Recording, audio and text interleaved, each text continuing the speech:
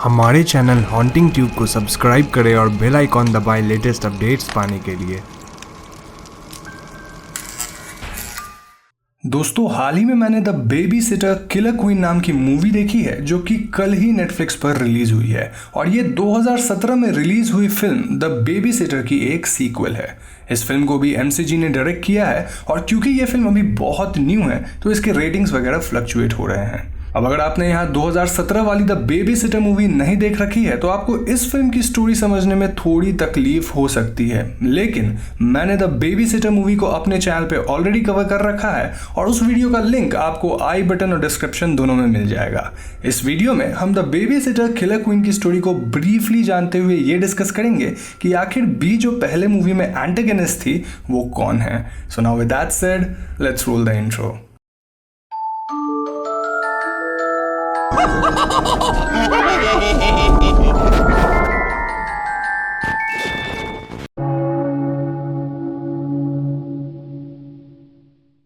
तो इस मूवी की शुरुआत पहले मूवी के इवेंट्स के 2 साल बाद की होती है, जहां हम व्यूअर्स को पता चलता है कि उस रात के इवेंट्स के बारे में लोगों से बात करने के बाद कोई भी कोल पर भरोसा नहीं करता, क्योंकि पुलिस वालों को उस रैकेज में डेड कल्ट मेंबर्स की बॉडीज नहीं मिली थी।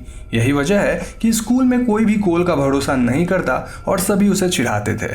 इतना ही नहीं, कोल के पेरेंट्स भी उस पर बिलीव नहीं करते थे और उन्हें लगता है कि कोल की साइकोलॉजिकल कंडीशन ठीक नहीं है। कोल को मेडिसिन वगैरह दिए जाते थे और उसे साइकियाट्रिक बोर्डिंग स्कूल में भी भेजे जाने की तैयारी की जा रही थी। इसके बारे में अब तक कोल को पता नहीं था। कोल की नेबर और फ्रेंड मेलेनी इस सब के दौरान कोल को कंसोल करती है, लेकिन अब मेलेनी जिमी नाम के एक लड़के को डेट कर रही होती है। खैर, स्कूल में फीबी नाम की एक न्यू स्टूडेंट आती है जो जुवेनाइल होम से आई थी। कोल फीबी के हाथ में वही कैट टैटू देखता है जो उसने पिछले मूवी में बी के हाथ में देखा था। खैर, जिस दिन कोल के पेरेंट्स उसे साइकियाट्रिक बोर्डिंग स्कूल लेकर जाने वाले होते हैं उस दिन कोल को इसके बारे में पता चल जाता है और जब वो मेलेनी को ये बताता है तो मेलेनी कोल को अपने साथ लेक पर वीकेंड ट्रिप के लिए ले जाती है। उनके साथ मेलेनी के फ्रेंड्स जिमी, डिएगो और बूम बूम भी होते हैं। उसी दिन फीबी को उसके लॉकर में उसका एक चाइल्डहुड डॉल एक मिस्टीरियस मैसेज और एक की के साथ मिलता है जो फीबी बिलीव करती है कि उसके गार्डियन एंजल छोड़ गई है। ये की असल में फीबी के फैमिली केबिन की होती है जो कि उसी लेक के पास थी जहां कोल और मेलेनी गए थे। कोल को मिसिंग पाकर उसके पेरेंट्स उनके नेबर यानी मेलेनी के फादर के पास जाते हैं और वहां वो पुलिस को कॉल करते हैं। कोल के फादर उनके नेबर के घर पर वेट करते हैं इन केस मेलेनी वहां कांटेक्ट करे।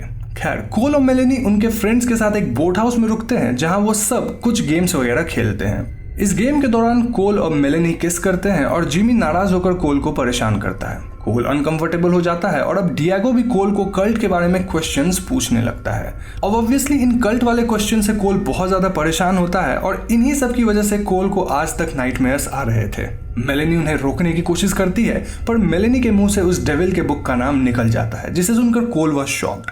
ऐसा इसलिए क्योंकि कोल ने उस बुक के बारे में मेलेनी को नहीं बताया था, तो मेलेनी को उसके बारे में कैसे पता चला।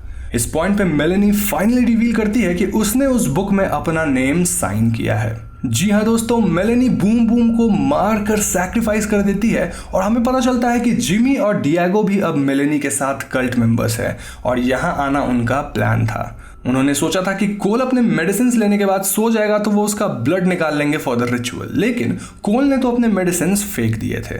तभी वहां पहले मूवी के सारे कैरेक्टर्स आते हैं एक्सेप्ट बी, यानी कि हम व्यूअर्स मैक्स, जॉन, एलिसन और सोनिया को देख पाते हैं जो कि पहले मूवी में मर तो चुके थे लेकिन सैटन से डील करके वो सभी एज डीमंस रिटर्न करते हैं। उन्हें उनका अधूरा रिचुअल अब सनराइज के पहले कंप्लीट करना था, वरना वो 2 साल के लिए लिम्बो या फिर आप कह सकते हैं नरक में फंस जाएंगे। वो सभी कोल का ब्लड निकालना चाहते हैं पर तभी वहां फीबी आ जाती है जिसके जेट स्की में गैस खत्म होने को आया था और वो हेल्प के लिए उस हाउस बोट पर आई थी। फीबी बूम बूम की डेड बॉडी देखती है और उसे लगता है कि वो सभी वहां कोई कॉस प्ले कर रहे हैं, तो वो वहां से चली जाती है। कोल सबको डिस्ट्रैक्टेड पाकर भाग जाता है और वो फीबी के जेट स्की तक पहुंच जाता है और वो दोनों वहां से भाग जाते हैं। अब ऑब्वियसली फीबी को यहाँ कुछ समझ में नहीं आता और वो कोल के साथ एक माउंटेन के पास पहुंचती है जहां कोल फीबी को मेलेनी के कल्ट के बारे में बताता है। मीनवाइल मेलेनी लेक के पानी में नोटिस करती है कि फीबी के जेट स्की से ऑयल निकलकर पानी में एक ट्रेल छोड़ गया था और वो उसमें आग लगा देती है जिससे जेट स्की ब्लास्ट हो जाता है। इस ब्लास्ट से स्मोक निकलने लगता है और मेलेनी को पता चल जाता है कि कोल की लोकेशन क्या है। इस ब्लास्ट में कोल और फीबी बच जाते हैं, लेकिन फीबी कोल को वहां अकेला छोड़कर चली जाती है। वो एक कैंप के पास पहुंचती है जहां एक आदमी होता है और उसके पास एक कार थी। फीबी उससे लिफ्ट मांगती है, लेकिन वो आदमी फीबी को ट्रिक करके उसे हरास करने की कोशिश करता है। लकीली वहां कोल आ जाता है और वो फीबी को बचा लेता है। दोनों उस आदमी के कार में घुस जाते हैं, लेकिन तभी वहां सोनिया आ जाती है और वो उस आदमी को जलाकर मार देती है। सोनिया फीबी और कोल पे भी अटैक करती है, लेकिन कोल कार की मदद से सोनिया को मार देता है। लेकिन इस सब के दौरान कार रॉक्स में फंस जाती है। इस पॉइंट पे कोल को मेलेनी और ग्रुप की आवाज आती है और वो फीबी के साथ कार के नीचे छिप जाता है। मेलेनी और ग्रुप दो टीम्स में डिवाइड होकर कोल को ढूंढते हैं, लेकिन कार के नीचे कोल का सामना एक सांप से होता है, जिससे फीबी उसे बचा लेती है। डिएगो कार के पास जाता है टू चेक, लेकिन फीबी वहां स्नेक को छोड़ देती है, जिससे डिएगो भाग जाता है। सबके जाने के बाद कोल और फीबी के केबिन जाते हैं, लेकिन रास्ते में उन्हें एलिसन मिल जाती है। इनके कैट और माउस के गेम्स में एलिसन को गोली लगती है और एलिसन किसी तरह रॉक्स के बीच में फंस जाती है। कोल और फीबी एलिसन के पैर पे लटकते हैं, जिससे एलिसन का गर्दन तो रॉक में रह जाता है, लेकिन उसकी पूरी बॉडी नीचे गिर जाती है और इससे उसकी मौत हो जाती है। तभी वहां मैक्स आता है, लेकिन कोल और फीबी उसे भी चकमा देकर भागते हुए एक बोट के पास पहुंचते हैं। वहां जॉन और मैक्स आते हैं और जब कोल और फीबी बोट को लेकर जाते हैं तो मैक्स एक रबर ट्यूब में सवार हो जाता है जो कि बोट से कनेक्टेड था। मैक्स इनके करीब आने लगता है, लेकिन फीबी किसी तरह उसे पानी के अंदर गिरा देती है।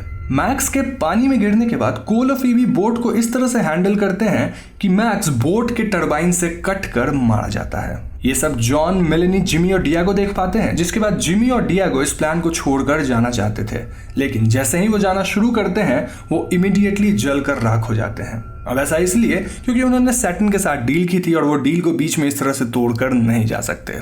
इस पॉइंट पे सिर्फ मेलेनी और जॉन बचे थे और इसीलिए मेलेनी अपना दिमाग चलाना शुरू करती है।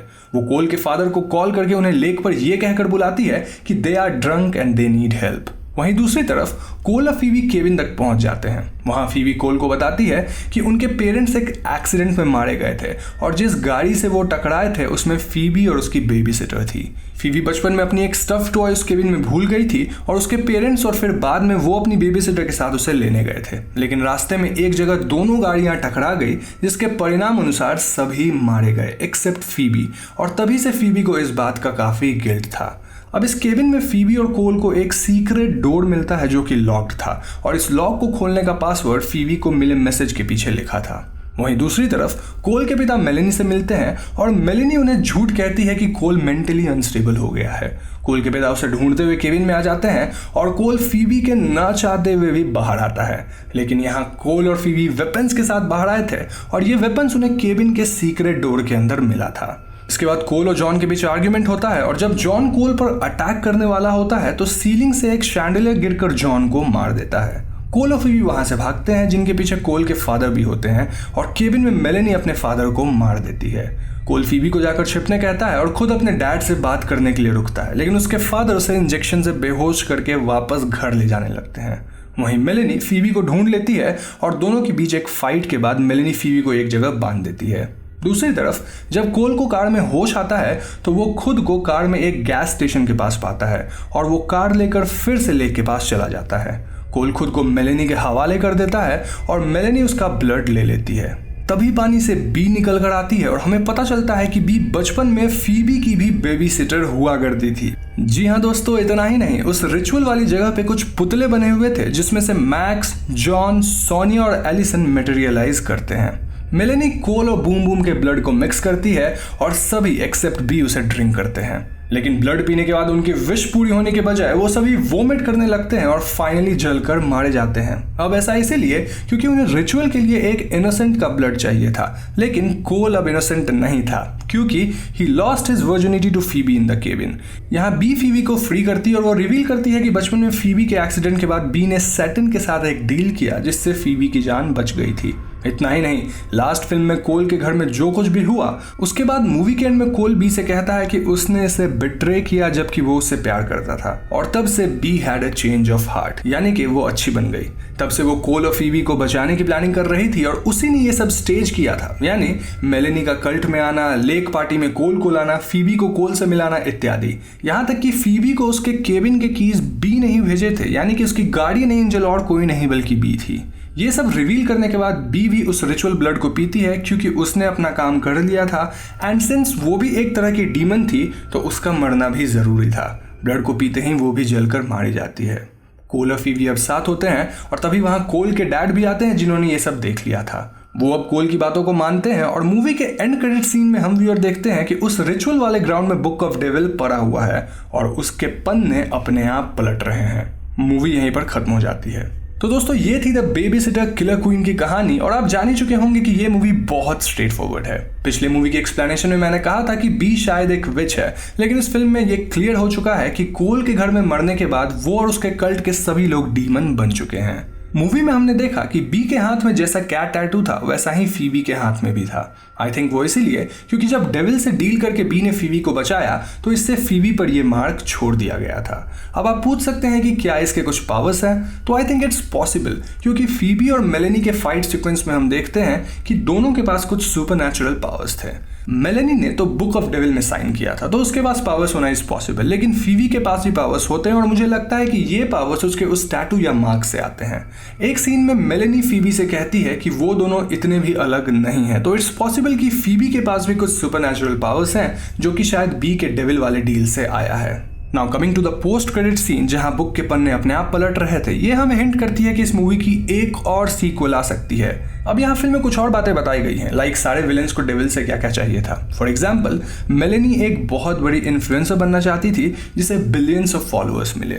एलिसन एक बहुत ही खूबसूरत दिखने वाली सक्सेसफुल न्यूज रिपोर्टर बनना चाहती थी। मैक्स लोगों को सिर्फ मारना चाहता था, इत्यादि। इन्हीं चीजों को पाने के लिए वो सभी इस रिचुअल को कंप्लीट करके अपने सोल को बेचना चाहते थे। इन चीजों को मैं बहुत डिटेल में कवर नहीं कर रहा हूँ क्योंकि मुझे पर्सनली ये फिल्म उतनी अच्छी नहीं लगी। आई मीन मूवी की स्टार्टिंग ठीक ठाक थी और इस मूवी का लिंक भी पिछले मूवी से अच्छा था, लेकिन जैसे जैसे फिल्म आगे बढ़ती गई ना तो फिल्म में फ्लेयर बचा ना ही सरप्राइज। अगर आपको याद हो तो पहली बेबी सिटर फिल्म में एक सरप्राइज एलिमेंट था, यानी कि वो हमें शुरू में एक टीनेज ड्रामा लगती है लेकिन धीरे धीरे वो कल्ट वाली चीज़ों में बदलती जाती है और वहाँ हमें बुक ऑफ डेविल और रिचुअल के बारे में कुछ चीज़ें बताई गई हैं। लेकिन यहाँ ना तो बुक की बात होती है ना ही रिचुअल की और ज़्यादातर यहाँ फोकस किया गया है टीनेज ड्रामा पे। Having said that, there are some comic scenes जो कि entertaining थे, but overall I won't recommend this movie to you। हालांकि ये फिल्म उतनी अच्छी नहीं है लेकिन मुझे उम्मीद है कि एटलीस्ट आपको इसकी एक्सप्लेनेशन पसंद आई होगी। तो दोस्तों ये थी मेरी कुछ theories and observation on the movie the baby sitter killer queen और मुझे पूरी उम्मीद है कि आपने वीडियो एंजॉय किया होगा। अगर वीडियो पसंद आई हो तो इसे लाइक और शेयर जरूर करें और अगर आप ऐसे ही वीडियोस देखना चाहते हैं तो हमारे चैनल हॉन्टिंग ट्यूब को सब्सक्राइब करके बेल आइकॉन को जरूर दबा दीजिएगा क्योंकि हम अपने चैनल पर ऐसे वीडियोज लाते रहते हैं। पीस।